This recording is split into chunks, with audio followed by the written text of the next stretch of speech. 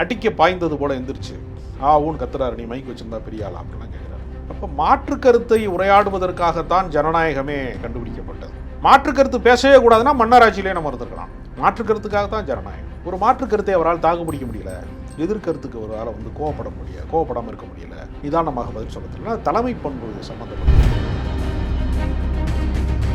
அடிக்க பாய்வது, ஒருவரை தாக்க முயற்சி செய்வது அப்படிங்கிறது தான் தவறான செயல். கரிகாலன்கிற ஒரு பத்திரிகையாளர் நீ பைத்தியக்காரனாடா, நீ எதிர்கேள்வி கேட்பார்கள் என்பதற்காக நீ பைத்தியக்காரன் பட்டம் கொடுக்கறது நீ யார்? அவன் திருப்பி நீ பைத்தியக்காரனாடா அப்படின்னு கேட்டால் ஓ மரியாதை என்ன ஆகும்? ஒரு கேள்வி இருக்குல்ல, உனக்கு பின்னாடி ஒரு கும்பல் இருக்கு, நீ கட்சி நடத்துகிற 4 பேர் உனக்கு ஆதரவாளர் இருக்காங்கிறக்கா என்ன வேணாலும் பேசலாமா? அவருடைய கருத்து தான் உலகத்திலேயே சிறந்த கருத்துன்னு அவர் நம்பலாம், உலகம் நம்புறதுக்கு வாய்ப்பு இல்லை. அப்படிலாம் யார் சொன்னாலும் அவர் கேட்க மாட்டார். அப்படியா? எங்கள் கட்சிக்காரன் சொன்னாலும் கேட்க மாட்டார். எனக்கு 20 ஆண்டு காலம் அவர் நண்பர் சீமான். அவர் யார் சொன்னாலும் கேட்க மாட்டார். அவர் சினிமாவில் இயக்குனராக இருக்கும் போதே டிஸ்கஷன்லேயே மாற்று கருத்து சொன்னால் ஏற்றுக்க மாட்டார். சினிமாவில் ஆமாம், அவருக்கு சர்வாதிகார பண்பு கொண்டவர், அவர் ஜனநாயக பண்பு குறைவு. தமிழ்நாட்டில் எப்போ தேர்தல் நடந்தாலும் திமுகவுக்கும் அதிமுகவுக்கும் தான் நடக்கும். இருமுனை போட்டி தான். ஸோ அதெல்லாம் துணை மாப்பிள்ள தான், மாப்பிள்ளையாக முடியாது. அப்போ இத்தனை நாள் அந்த 8% அப்படிங்கிறதுக்கு உண்டான அது எப்போவுமே உள்ளது. தமிழ்நாட்டில் திமுக வேணாம் அதிமுக வேணான்னு எப்போவுமே ஒரு 10% வாக்கு வங்கி சுற்றிக்கிட்டே இருக்கும். அது முதல்ல பாமக இருந்துச்சு, அப்புறம் மதிமுக இருந்துச்சு, அப்படியே விஜயகாந்த் வந்துச்சு தேமுதிக. அது இப்போ நாம் தமிழருக்கு வந்திருக்கு, அடுத்து விஜய்.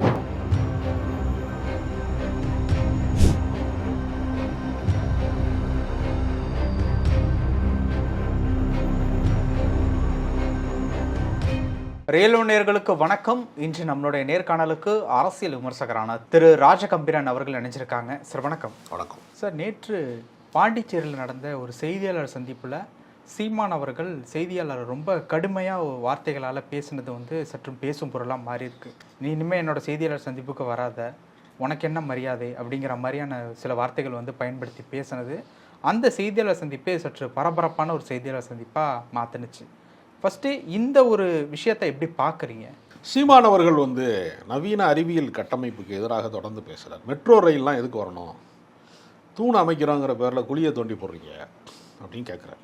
மாநகரத்தினுடைய நெரிசலில் மாட்டிக்கொண்டிருக்கக்கூடியவர்கள் பல பேர் உரிய நேரத்துக்கு போய் இப்போ அந்த உரிய இடத்துக்கு சேர முடியாத சிக்கல்கள் இருக்கிற போதெல்லாம் மெட்ரோ வாய்ப்பு பெரிய வாய்ப்பு.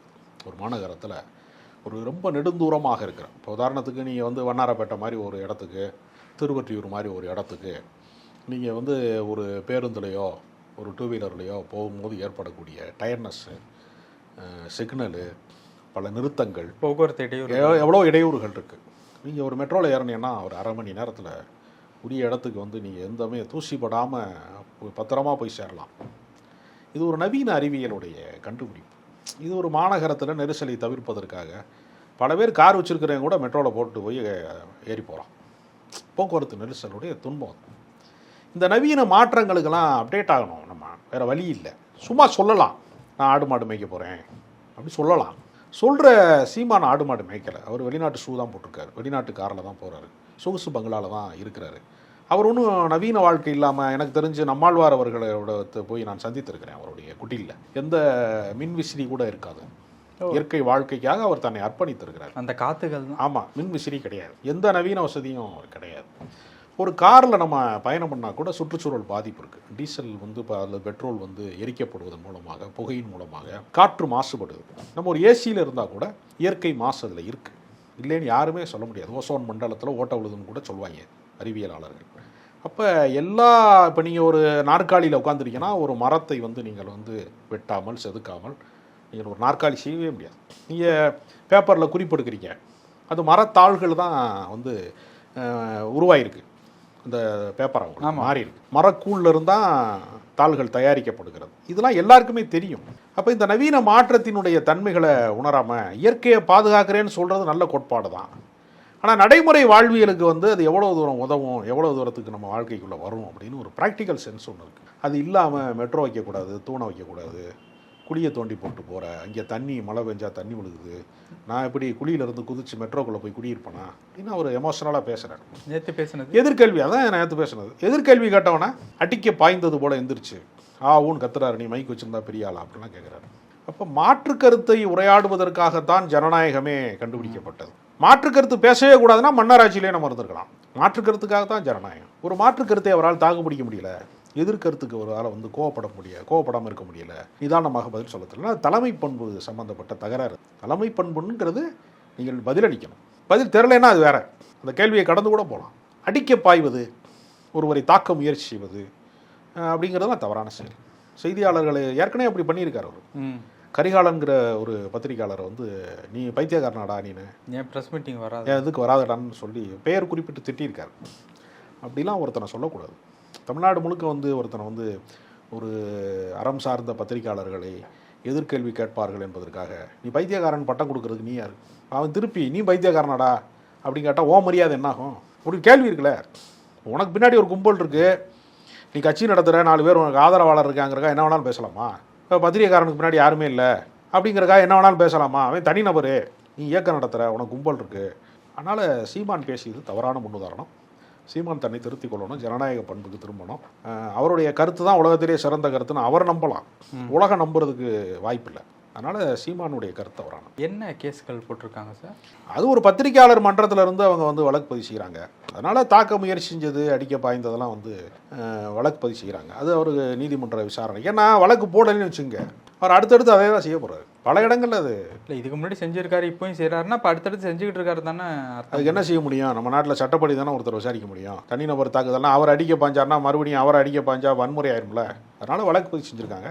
கோர்ட்டில் வந்து அவர் உரிய பதில் சொல்லணும். நீதிமன்றத்தின் முன்னால் அவர் வந்து நிறுத்தப்படுவார். அங்கு விசாரணையில் அவர் தன்னிலை விளக்கம் தரும். இப்போ இந்த ஒரு செய்தியாளர் சந்திப்பில் சீமான் அவர்கள் இப்படி நடந்துக்கிட்டது அப்படிங்கிறது வந்து அரசியல் ரீதியாக மற்ற தலைவர்களால் கண்டிக்கப்படுறது, இல்லை அவங்க மதிக்கப்படக்கூடிய ஒரு நபர்களால் சொன்னால் சற்று மாற்றம் நிகழும். இல்லை அப்படிலாம் யார் சொன்னாலும் அவர் கேட்க மாட்டார். அப்படியா? எங்கள் கட்சிக்காரன் சொன்னாலும் கேட்க மாட்டார். எனக்கு 20 ஆண்டு காலம் அவர் நண்பர் அவர் சீமான். ஆமாம், அவர் யார் சொன்னாலும் கேட்க மாட்டார். அவர் சினிமாவில் இயக்குனராக இருக்கும் போதே டிஸ்கஷன்லேயே மாற்றுக்கிறது சொன்னால் ஏற்றுக்க மாட்டார். சினிமாவில் ஆமாம், அவருக்கு சர்வாதிகார பண்பு கொண்டவர், அவருக்கு ஜனநாயக பண்பு குறைவு, யார் சொல்லையும் கேட்க மாட்டார். அதனால் சீமான் வந்து தானே திருந்தினா தான் உண்டு, இல்லை சட்டத்தால் திருத்தப்படும். ஓகே, சட்டத்தால் திருத்தப்படுறதுக்கு வாய்ப்புகள் இருக்கா? ஏன்னா தொடர் கேஸுகளும் இருக்குது, இப்போயும் புது கேஸு, ஸோ அதுக்கு வாய்ப்பு இல்லை. சில பிறவி குணம் மாறாதும்பாங்கல்ல, எனக்கு தெரிஞ்ச அவருடைய குணாதிசயத்தில் உள்ள கோளாறு இது. இந்த இடத்துல தான் இப்படி நடந்துக்கிட்டாருங்கிறது இல்லை, எல்லா இடத்துலையுமே இப்படி தான் நடந்திருக்காரு. அதனால் அவர் தான் அவரை மாற்றிக்கொள்ளணும், தன்னை தானே திருத்திக் கொள்ளணுமே தவிர இன்னொருவர் திருத்த முடியுமான்னு எனக்கு தெரியல. ஒரு 8% வாக்கு உள்ள ஒரு கட்சியினுடைய தலைமை ஒருங்கிணைப்பாளர் இந்த மாதிரி நடந்துக்கிறது அவங்க கட்சி நம்பி இருக்கக்கூடிய இளைஞர்களுக்கு இது வந்து ஒரு தப்பான உதாரணம் அப்படிங்கிற மாதிரி தானே மாறுது. தவறானதுன்னு அவங்களுக்கு கூட இருக்கிறவங்களுக்குலாம் தெரியும். இருந்தாலும் ஒருத்தர் முன்கோபக்காரராக இருக்கிறாரு, எமோஷனலாக இருக்கிறாரு, சட்டுன்னு கோவப்படுறாரு அப்படிங்கிறது அவங்களுக்கு புரியாமல் இருக்காது. அது யார் சொல்கிறது? இல்லை, அவங்கள்ட்ட கேட்டால் கோவப்பட்டதை நீங்கள் பார்த்தீங்க, அவன் என்ன கேட்டான் அப்படிங்கிறத நீங்கள் பார்த்தீங்களா அப்படிங்கிற மாதிரி அவங்க சைடு உண்டான விஷயத்தில் பார்வை மாறுதில்லை. வேறு என்ன செய்ய முடியும்? அவரை காப்பாற்றுறதுக்கு அப்படி தான் சொல்லுவாங்க அவங்க கட்சியினர். ஆமாம். இப்போ இந்த ஒரு சூழ்நிலையை பொறுத்த வரைக்கும் சீமான் அவர்கள் தொடர்ச்சியாகவே இந்த மாதிரி வந்து பேசிட்டு வர்றாங்க. அதாவது மேடைகள்லையுமே சரி, அதாவது வந்து சில தகாத வார்த்தைகள் பேசுகிறதா இருக்கட்டும், செய்தியாளர் சந்திப்பில் இப்போ பேசினதை நம்ம பார்த்தோம், மேடைகள்லையுமே இது பிரதிபலிக்கிறது அப்படிங்கிறது எப்படி? ஆள் மனதில் என்ன இருக்கோ அதான வார்த்தையாக வரும். என்னுடைய ஆள் மனதில் என்ன இருக்கோ அதான என்னுடைய சொற்கள். கொஞ்சம் எல்லை மீறுறப்ப என்ன பிரச்சனை ஆகுதோ? எல்லை மீறுவதுங்கிறது அவருடைய இயல்பாக இருக்குது. அதை யார் திருத்துவது? யாரும் திருத்த முடியாது. மக்கள் மன்றம் தான் அதுக்கான ஒரே வாய்ப்பு. எலெக்ஷன் இல்லையா? ஆமாம், மக்கள் தான் இப்படி ஒரு தலைவராக நீடிப்பதா இல்லையா என்பதை கட்சிக்காரர்களும் மக்களும் தான் முடிவு பண்ணணும். இந்த தவறுகளை அவர் திருத்திக் கொள்ள வேண்டுமா வேண்டாமா என்பதை அவர் தான் முடிவு பண்ணணும், நம்ம எப்படி முடிவு பண்ணணும்? இப்போ சீமான் அவர்களை பொறுத்த வரைக்கும் வர்ற 2026 தேர்தல் எந்த மாதிரியான ஒரு தேர்தலாக இருக்கும்? தமிழ்நாட்டில் எப்போ தேர்தல் நடந்தாலும் திமுகவுக்கும் அதிமுகவுக்கும் தான் நடக்கும். இருமுனை போட்டி தான். சிவங்கெல்லாம் துணை மாப்பிள்ள தான், மாப்பிள்ளையாக முடியாது. அப்போ இத்தனை நாள் அந்த 8% அப்படிங்கிறதுக்கு உண்டான அது எப்போவுமே உள்ளது. தமிழ்நாட்டில் வந்து திமுக வேணாம் அதிமுக வேணான்னு எப்போவுமே ஒரு 10% வாக்கு வங்கி சுற்றிக்கிட்டே இருக்கும். அது முதல்ல பாமகட்ட இருந்துச்சு, அப்புறம் மதிமுகட்ட வந்துச்சு, அப்படியே வந்து விஜயகாந்த் வந்துச்சு தேமுதிகல, அது இப்போ நாம் தமிழருக்கு வந்திருக்கு, அடுத்து விஜய் இப்போ போதும். இது 10% வாக்கு வங்கி எப்போவுமே தமிழ்நாட்டில் திமுக அதிமுக வேணான்னு சொல்லக்கூடிய ஒரு மாற்று சிந்தனை கொண்டவர்கள் அப்படின்னு ஒரு வகையாக இருக்காங்க. அது மாறி மாறி நடக்கும், மியூசிக் சேர் மாதிரி. கொஞ்ச நேரம் எல்லாருமே சுற்றி திருவிழாவில் ராட்டினம் சுற்றுற மாதிரி ஒரு சுற்றி இறக்கி விடுவாங்க எல்லாரையுமே. அதில் தான் வைகோ ஏமாந்தார், அதில் தான் பாமக வந்துச்சு, அதில் தான் வந்து இப்போ நாம் தமிழர் இருக்குது, நாளைக்கு தாவேக்காமல் அதில் தான் ஒரு சுற்ற போகிறாங்க. உடனே நாங்கள் 8% வாங்கிட்டோம், 7% வாங்கிட்டோம், 12% வாங்கிட்டோம் வரைக்கும் சொல்லுவாங்க. அதுக்கு மேலே அதிகார மையமாக மாற முடியாது. வாக்கு சதவீதத்தையே சொல்லிக்கிட்டு ஒரு 10-15 வருஷமாக கட்சி நடத்துகிறாரு. ஒரு எம்எல்ஏ கிடையாது, எம்பி கிடையாது, கவுன்சிலர் கிடையாது, ஒரு தலைவர் கிடையாது, பஞ்சாயத்து தலைவரும் கிடையாது. அதில் அவங்க என்ன சொல்கிறாங்க அப்படின்னா எங்களுக்கு ஊடக பலம் கிடையாது, பணம் பலம், அதெல்லாம் உண்மை கிடையாது. அப்படியா? தனக்கு சேர்த்துக்கிறாங்கல்ல. அவர் என்ன ஆட்டோலையா போகிறாரு? நல்ல கண்ணு மாதிரி. சீமான் ஏதாவது ஆட்டோவில் போகிறாரா? காரில் தானே போகிறாரு. பங்களாவில் தானே இருக்காரு, வாடகை வீடு. வாடகை வீடு சொல்லிக்கிறாரு. வாடகை வீடு இல்லையா? கொடைக்கானலில் பங்களா வச்சிருக்கிறாரு.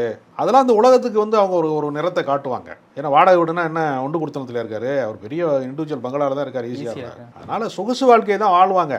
கேட்டால் ஏழையாக இருக்கேன் பிச்சை எடுக்கிறேன்னு கூட சொல்லுவார் சில நேரம். திறல்நிதி திரட்சி தாங்க, எல்லா கட்சியுமே திறல்நிதி தாங்க. அவர் வந்து சொல்லுவார், ஏதாவது ஒரு தோல்விக்கு ஒரு காரணத்தை சொல்லணும். அதுக்கு வந்து மக்கள் சார் தோல்விக்கு காரணத்தை சொல்றாங்கன்னா ஃபர்ஸ்ட் பர்சன்டேஜ் இன்க்ரீஸ் ஆயிட்டு தானே இருக்கு. பலன் வேணும்லங்க. 34 கன்வெர்ட் ஆகுறது. எல்லா பாடத்துலையும் 34 மார்க் வாங்கிட்டாருங்க, 35 மட்டும் வாங்கலைங்கன்னா அவர் பள்ளிக்கூடத்தில் வந்து பாஸ் போடுவாங்களா? பர்சன்டேஜுங்கிறது எதுக்கு பயன்படும்? பாஸ் மார்க்குக்கு. பாஸே பண்ணலையே. என்ன சொல்கிறேன், அது இந்த வகுப்புலேருந்து அடுத்த வகுப்புக்கு போகணும்ல. கட்சி தொடங்கின நாளில் இருந்து சும்மா பர்சன்டேஜ் கணக்கே சொல்கிறாப்புல. 1.5%, 3%, 8% சொல்லிகிட்டே இருக்காப்புல. இதை வச்சு என்ன செய்வார்? இதை வச்சு சட்டமன்றத்துக்குள்ளே விடுவாங்களா அவரை? 8% வச்சுருக்காருன்னு இல்லை. பார்லிமெண்ட்டில் விடுவாங்களா? இல்லை. பையன் என்ன, ரிசல்ட் என்ன? இப்போ வெளி உலகத்துக்கு ஒரு பிம்பத்தை காட்டுறாங்க அப்படின்ட்டு வந்து சொல்றீங்கல்ல, அப்போ உண்மையான பிம்பத்தை எப்பதான் காட்டுவாங்க, இல்லை அது ரகசியமாக தான் இருக்குமா? காலத்தால் வெளிப்படும். அவங்களே வெளிப்படுத்துவாங்களா? வெளிப்படுத்துவாங்க. பல விஷயங்கள் பேசியிருக்கோம். நேரத்துக்கு ரொம்ப நன்றி சார்.